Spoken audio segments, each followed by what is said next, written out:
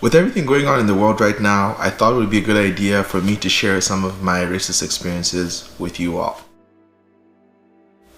Hey guys, in this video I'm going to do things a little bit differently. So usually I don't talk about this type of stuff, but everything that's going on with obviously the Black Lives Matter movement and everybody kind of, you know, being a part of it and sharing their story and getting educated, I thought it would be a good idea for me to share some of my personal experiences with being a black person in North America. So I want to share 5 stories with you guys that have happened to me personally. The first story I'm going to start with was when I was in high school.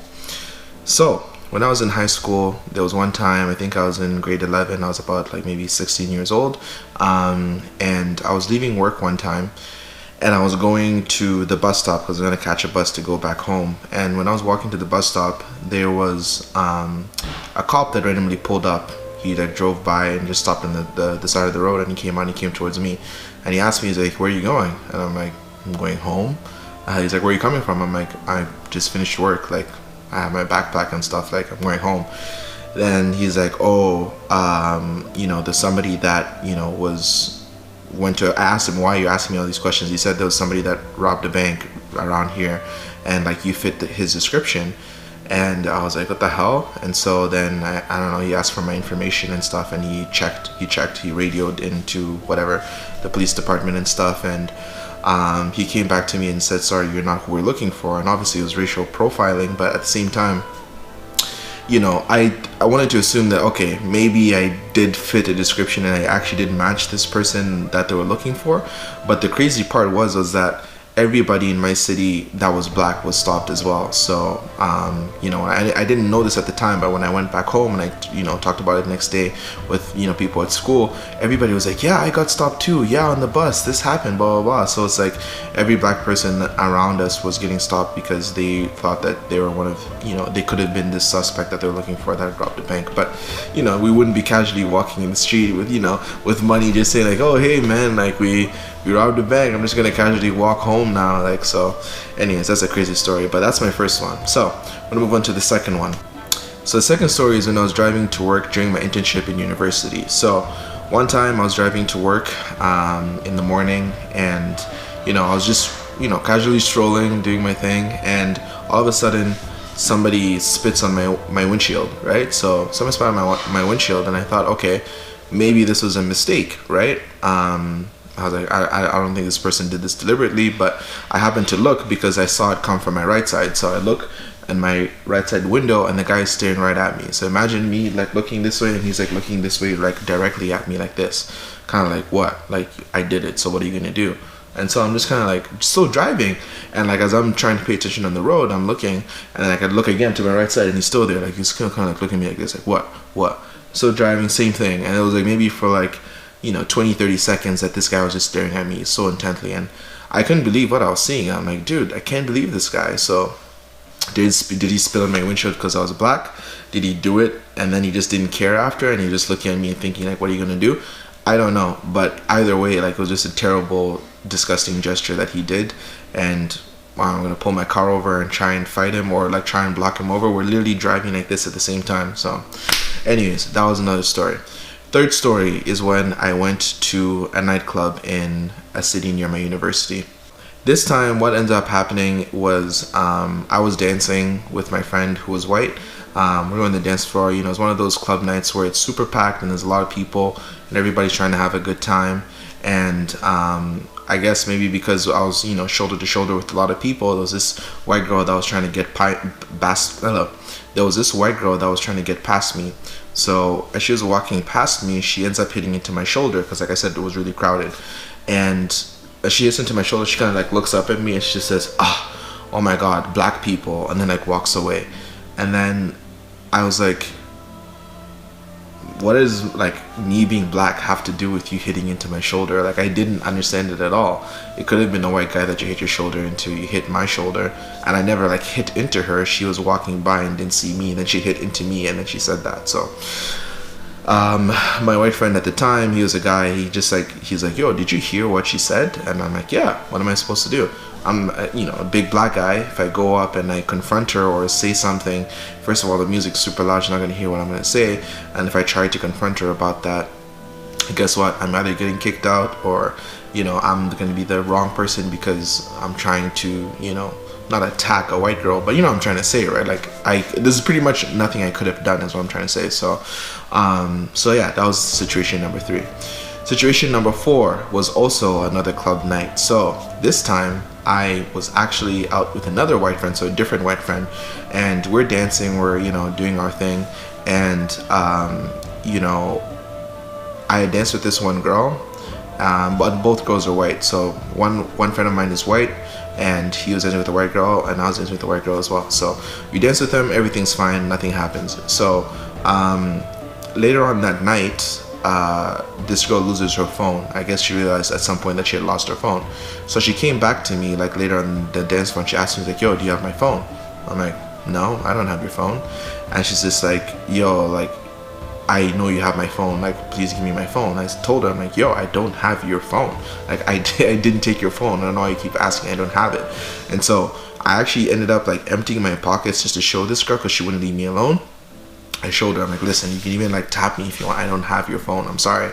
And so then she asked my friend, like, do you have my phone? And my friend was resisting a little more than I was. So I was more open. I just wanted to get her out of there, because maybe she thought when I was dancing with her I grabbed something from her pocket, whatever. So my friend was a little bit more resistant, but I told her, listen, he doesn't have it, I'll tap him for you, whatever and stuff, like, just get out of here, we don't have your phone, okay?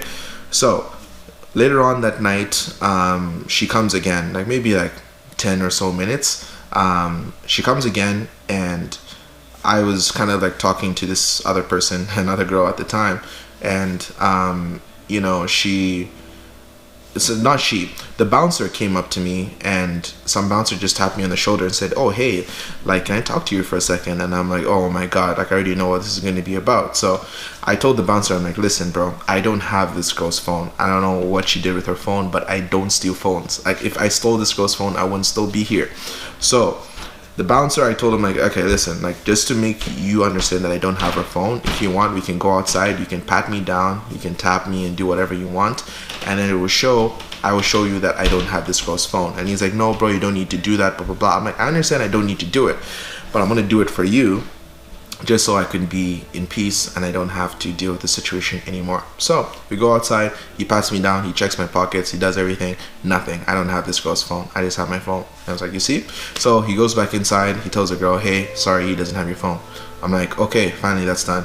So I'm outside, I'm chilling this kind of like this patio area and stuff, and I'm talking to my white friend again, and then another person comes up to me, like another girl, being like, yo, do you have this girl's phone? And I'm like, now I'm starting to get angry, right? I'm like, okay, this is like the third time that I've been approached about this, third or fourth time I've been approached about this. Like, why do you guys do not understand? I don't have her phone, I don't have it, okay? And my white friend at the time also started saying like, yo, are you like coming onto him because he's black? Like, is that why you think that he has your phone, because he's a black guy? Like, I don't understand. So another person came up to me too, like, so in total maybe I got approached like 4 or 5 times in one night, and I was only there for like an hour and a half or so, like not even that long.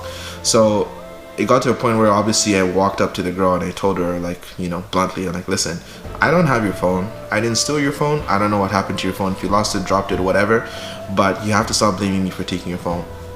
I wouldn't have stayed here if I had your phone, okay? If I really wanted something valuable, like, I would have probably taken it and then gone out of here, so you don't bother me like you're bothering me right now. So I explained it to her, like, very, very straightforward.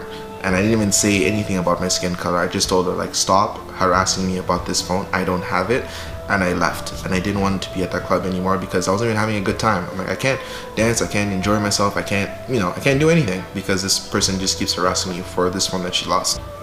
So story number 5 is when I was leaving a house party when I was in university.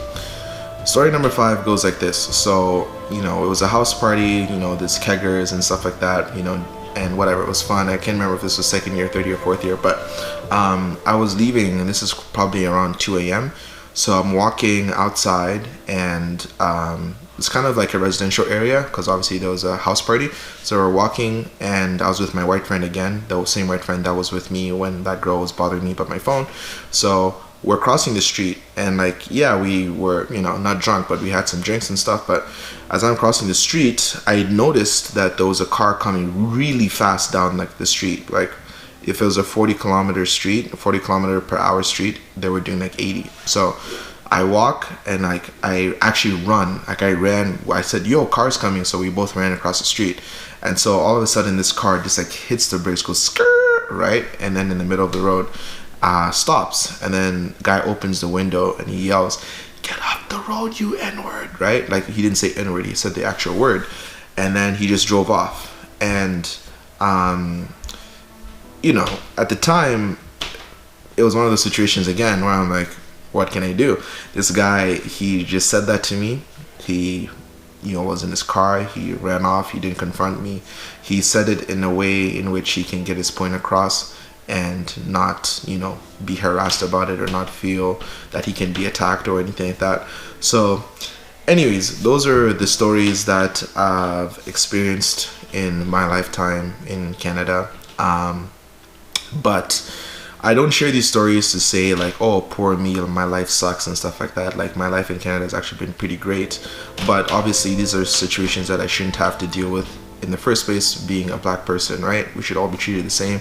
We shouldn't be treated as people that have certain stereotypes and stuff like that. And you know, I've never been really vocal about this stuff because I have friends with many different backgrounds, and it's something that like a lot of minorities can understand, because you know, it's not just like a black thing. There's also other people from different, you know, races or different cultures and backgrounds that also do experience racism and, you know, stuff like that, prejudice. So it sucks that, you know, I've had to have gone through these things, but obviously, you know, I understand that, you know, there's people that have been through much worse in America and, you know, many other different places. But the reason why I share these stories with you is just for education. So I'm letting you know what I've been through. I'm letting you know what these people are trying to solve. It is 2020. These are stories that have occurred to me over the last 5 or 6 years, but you would think that it wouldn't be a thing, you know, living in a multicultural society, but it does still happen. So hopefully these stories shed some light on what it's like to be somebody like me, and I hope you guys understand. I know some people say that it's hard for them to understand, obviously, because they can't live a life as me, as a black person or a black woman or whatever. So hopefully, you know, I've seen like signs saying like, I don't understand, but I stand with you. So hopefully you stand with me for the cause. So guys, thank you very much for listening. I hope it was valuable in one way, shape, or form. Stay dreaming, stay chasing. I'll see you in the next one. Bye-bye.